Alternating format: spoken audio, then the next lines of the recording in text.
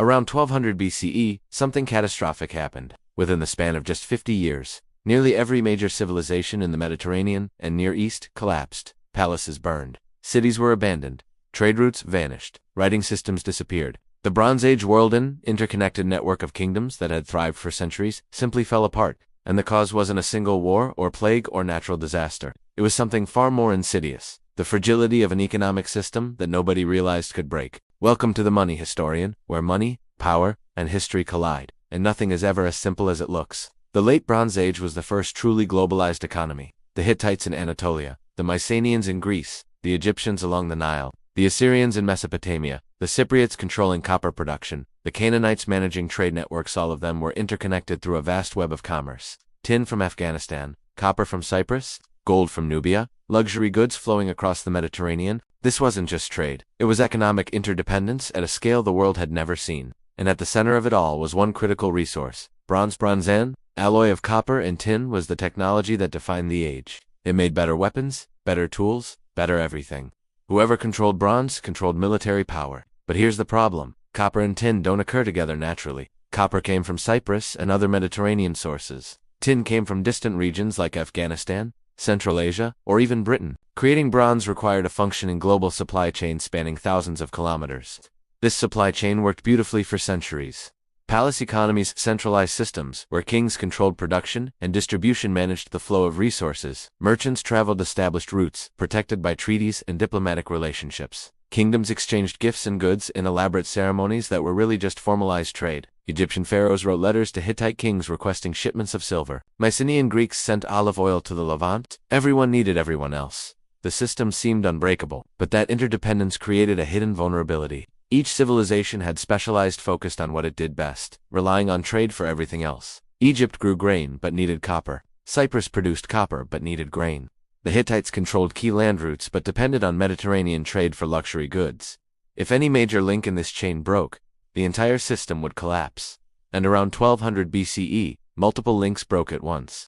First came climate change. Paleoclimatic data shows that the eastern Mediterranean experienced severe drought during this period. Harvests failed. Famines spread. Kingdoms that had relied on agricultural surplus suddenly had nothing to trade. Egypt's grain exports, the breadbasket of the ancient world, dried up. Kingdoms that depended on that grain faced starvation. The palace economies, which had managed resources during good times, had no flexibility when crisis hit. They couldn't adapt because they weren't designed to adapt. They were designed for stability, not shock. Then came the disruptions to trade routes. We don't know exactly who they were, but ancient texts call them the sea peoples, groups of raiders, migrants, or refugees who attacked coastal cities and disrupted maritime trade across the Mediterranean. Whether they were cause or symptom of the collapse is debated, but the effect was clear. Trade stopped. Ships couldn't sail safely.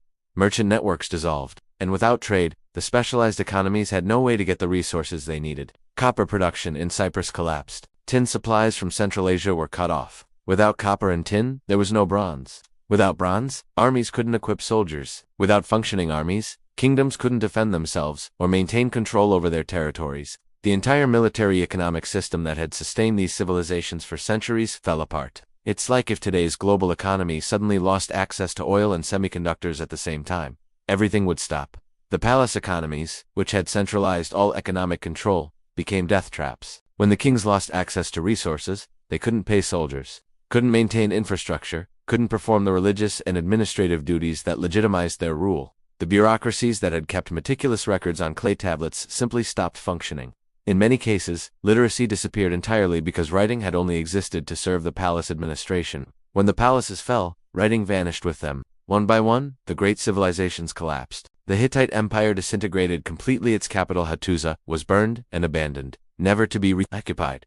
Mycenaean Greece saw its palaces destroyed and its population decline by up to 90% in some regions. Ugarit, one of the Bronze Age's wealthiest trading cities, was obliterated so thoroughly that we only rediscovered it in the 20th century. Cyprus's copper production ceased. The Levantan cities burned. Even Egypt, the most stable kingdom of the age, nearly fell apart and lost all its foreign territories. Only Egypt and Assyria survived, and both were dramatically weakened. What followed was a dark age that lasted 3 centuries. Trade collapsed to local exchanges. Populations declined dramatically. Technological regression, accordion working eventually replaced bronze, not because it was better, but because iron ore was locally available and didn't require long-distance trade. The palace economies were replaced by simpler, more decentralized systems. The sophisticated art, architecture, and literature of the Bronze Age gave way to subsistence living.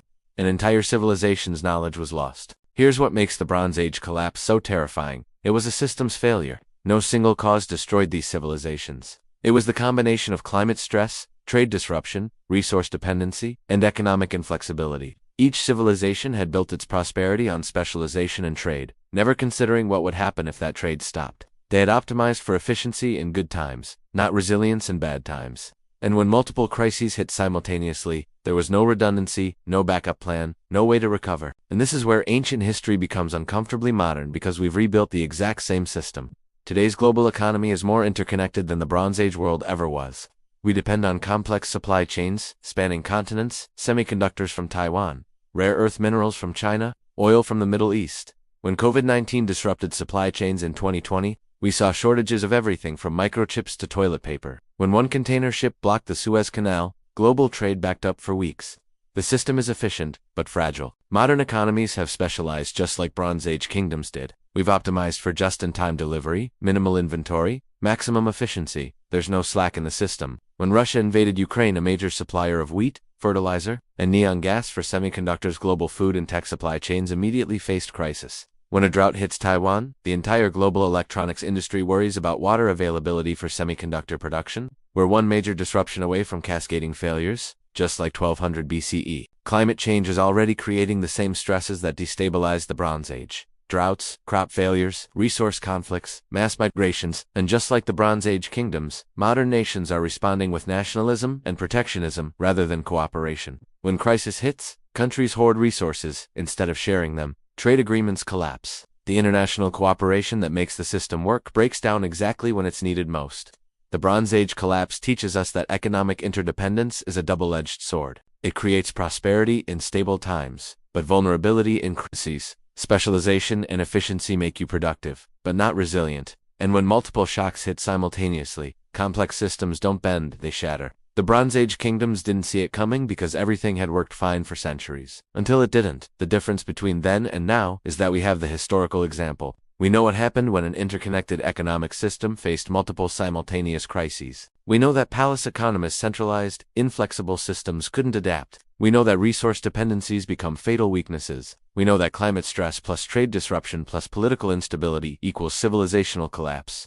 The question is whether we learn from that knowledge or repeat the same mistakes on a vastly larger scale. Because the Bronze Age collapse wasn't the end of human civilization, just the end of that civilization. New cultures eventually emerged.